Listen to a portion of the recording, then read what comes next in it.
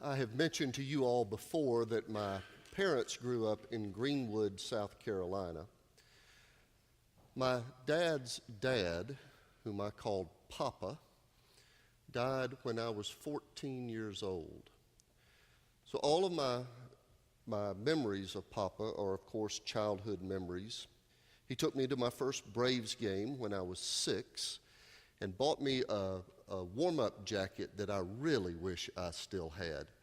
It had, if y'all remember from the 1960s, the angry-looking Indian face that the Braves used, had that on a patch on the sleeve. It was great. He was 1/8 Cherokee, so he took us one summer to Cherokee, North Carolina, introduced us to that culture. I had a picture taken next to the tall totem pole that was outside the gift store. But my fondest memories were just the slow days at his home. Mama and Papa both were not into frantic activity, into relationship. We would just have no agenda, just hanging out. He was respected all over town. He was a police officer in town, an amateur boxer, a man whose handshake meant that there'd be no lawyers needed, and someone I loved and respected. But part of his slow tradition was every morning he would get up and go to the local gas station convenience store and get a Pepsi from the freestanding cooler in front of the register there. Jeff, sorry, it was Pepsi and not Coke, but it was the Carolinas and his life not yet fully redeemed. But on those mornings when I was in town, I got to go be a part of this manly routine where we'd go and take the top off the Pepsi and stand around with the other fellas, his friends, guys wearing Carhartt jackets, hanging around the cooler and talking about local politics and sipping on their Pepsi. One morning, early 1970s, I'm standing around with this group of guys, my Pepsi in my hand, and a traveler stopped in to pay for his gas. And I know he was a traveler. He was not a local. You could tell. He was dressed in the hippie garb of the early 70s. He had white puka bead necklace. Do y'all remember those?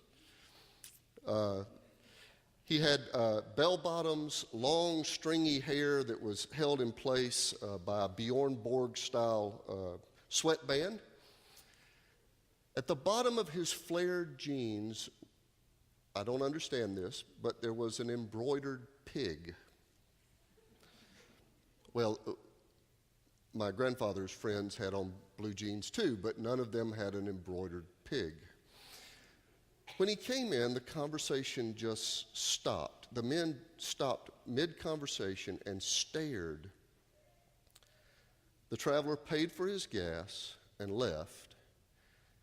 And then my grandfather turned to me and said, "If you ever show up in Greenwood looking like that, I will tell you the family reunion is on Sunday when it's actually on Saturday."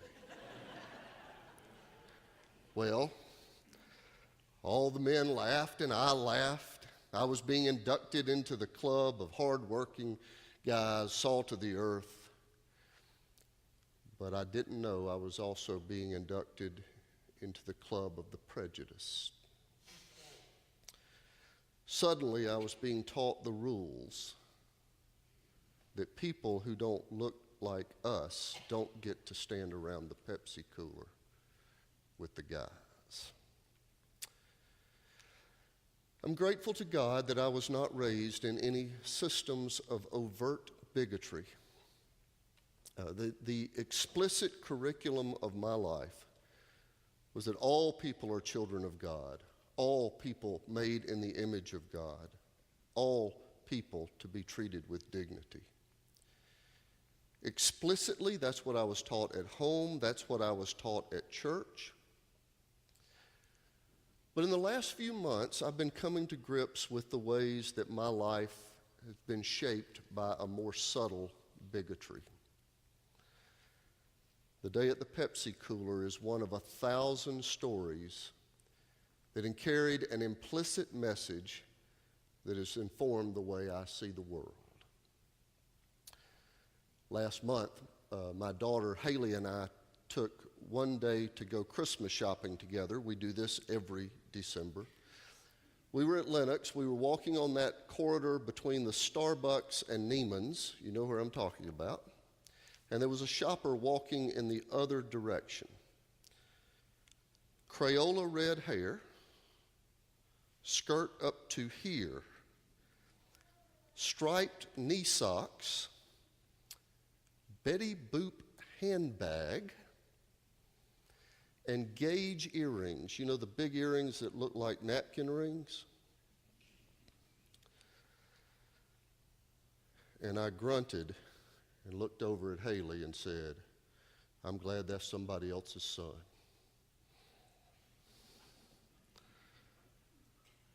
Over and over, we find ourselves judging, conditioned to see anyone who is other, anyone who is different, as lesser. Do you see the implicit teaching of my life as a privileged, straight, white male has caused me to see the world in a certain way? In 1,000 different settings, I've heard the jokes, I've done the eye roll, the same thing I did by the Pepsi cooler when I was about 10. And over time, layers and layers of prejudice have seeped into my pores. You don't see it because I'm a good person. I am consciously much more progressive. At the conscious level, my prejudice is mostly redeemed. But I'm becoming more and more aware of how deeply I have been impacted by life's implicit teaching. Well, I mentioned last week that I believe that Jesus uses parables to speak to those parts of our lives that are the most guarded, the parts that are the hardest to get to. I mentioned that parables are sneaky. They're a little sleight of hand. Parables work like jokes because they get us going down one road and then there's this surprise and it catches us off guard, and that's how the power of the parable makes its way into our lives. In the way that a few of you giggled when I told the story about the shopper at Lenox because I did a little misdirection. I used the word shopper and knee socks and handbag and earrings, and I led you down one path, and then surprise. Misdirection surprises us and allows us then, because we've been jolted, into new ways of seeing. That's why misdirection is also the way of the parable. It gets us off balance. It allows Jesus to disrupt the usual patterns of seeing the world. I ran across a poem recently by Robert Francis called Pitcher. The poem describes a baseball pitcher on the mound, but I think it has something to teach us about parables too. His art is eccentricity.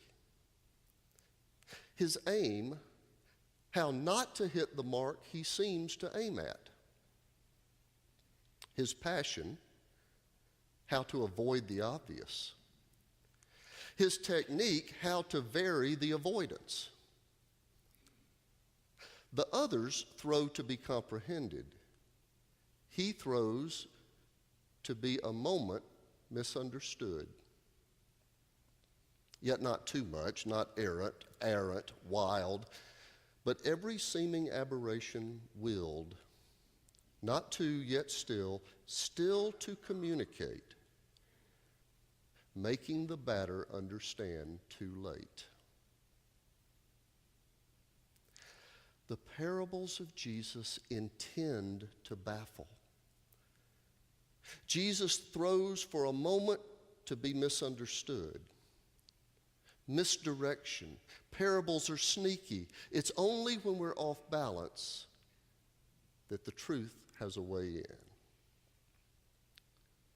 So consider Jesus' misdirection pitch in today's parable. On this day, 2 men of Jerusalem came for prayer at the great Herodian temple. Maybe they had come at 9 o'clock in the morning or 3 o'clock in the afternoon, which are the official times for prayer. But in any case, these two guys were there together. First, a Pharisee. Now, because of Jesus' ongoing conflicts with Pharisees, we can miss that they were among the most respected citizens of that day. Pharisees were the lay leaders with deep commitments who held the vital faith of Israel together. And this man is respected. He is a noble and devout man. He is a good person. PTA president, I think, chair of the missions committee. This guy would pass Senate confirmations without any fear at all of what somebody might dig up. So don't doubt his sincerity. He is dead earnest about his faith. He gives 1/10 of his income to the temple. This is a guy who takes faith seriously.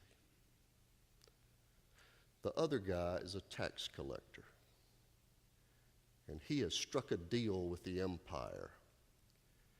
His job is to take money from already oppressed people so that the government will get more money and, well, a few bucks in his pocket too. Do you remember the animated version of Robin Hood? And the bear, Little John, would come around Nottingham collecting the last coins from the little widows, right? That's him.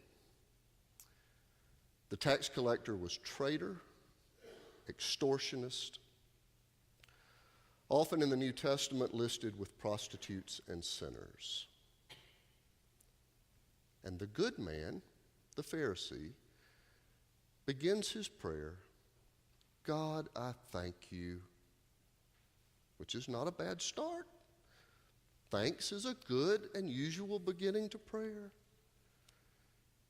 But very quickly it turns to praise of self instead of praise of God.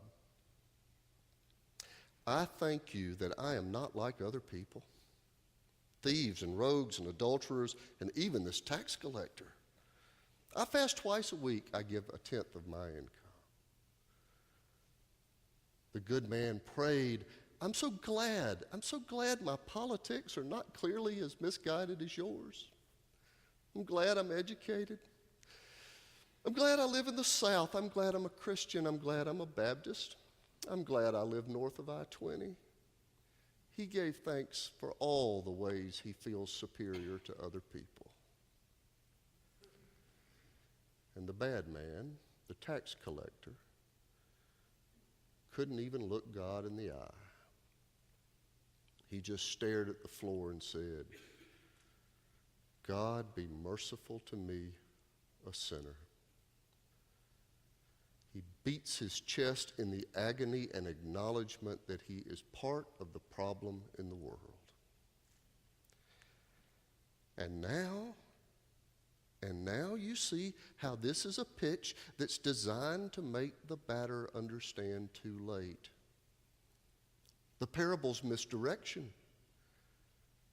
Because I'm a good man. I want to identify with good people.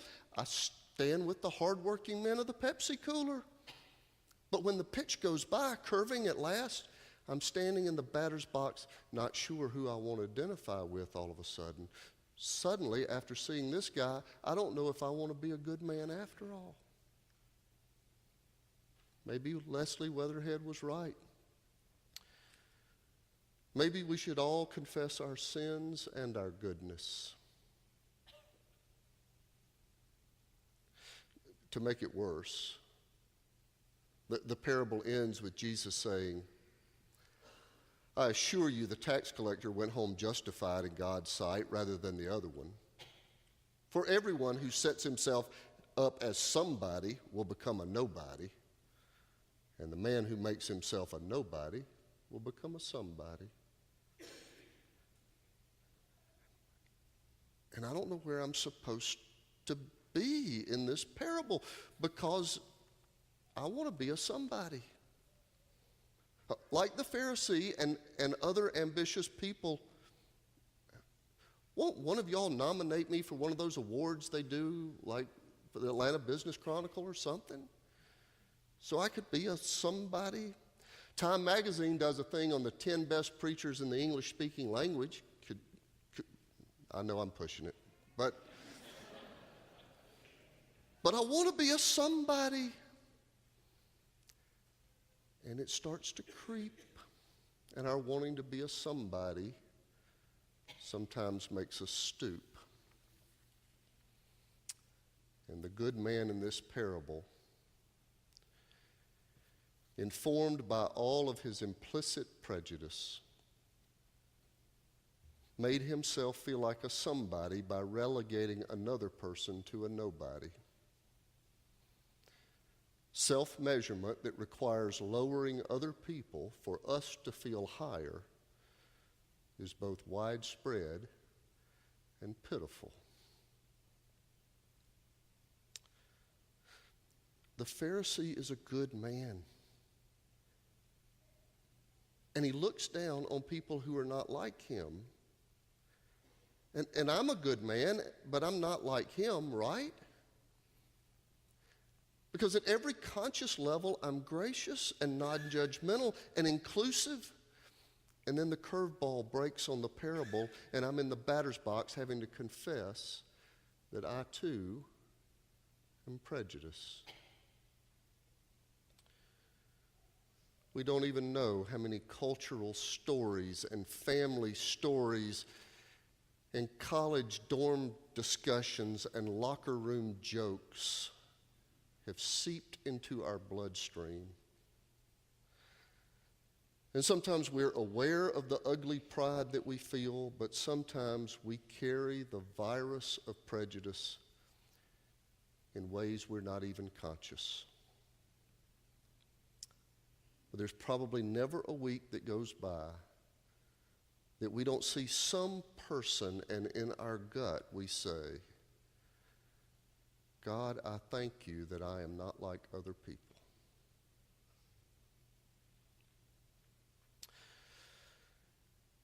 In December, I met a friend of mine for breakfast. He's a black pastor of a large Baptist church in South Atlanta. We were eating breakfast, and he told me this story that the week before he was Christmas shopping for his wife.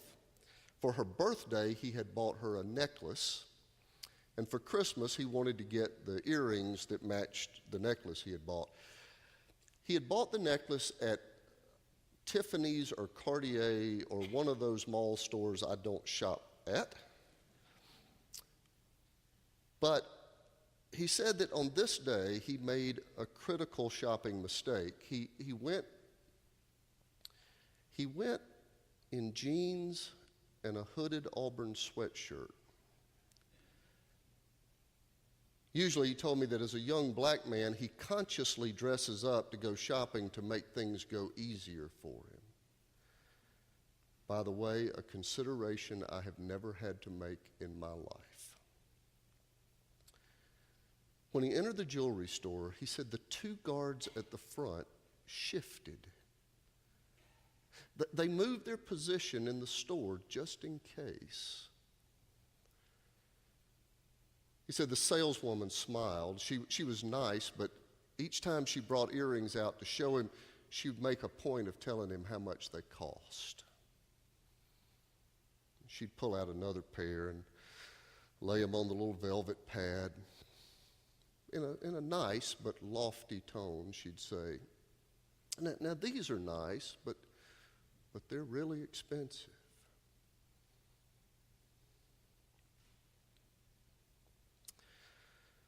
God, have mercy on me, a sinner. Let's stand and sing.